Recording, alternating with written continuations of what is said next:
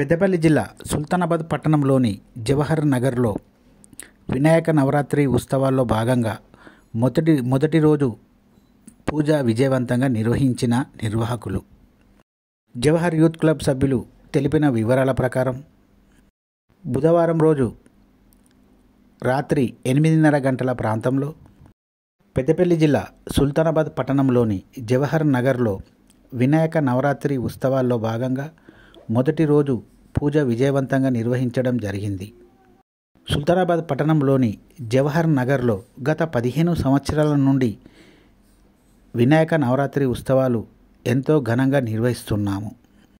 ఈ సంవత్సరం కూడా పెద్ద ఎత్తున ఈ పూజా కార్యక్రమాలు, ఈ నవరాత్రి ఉత్సవాలు నిర్వహించాము.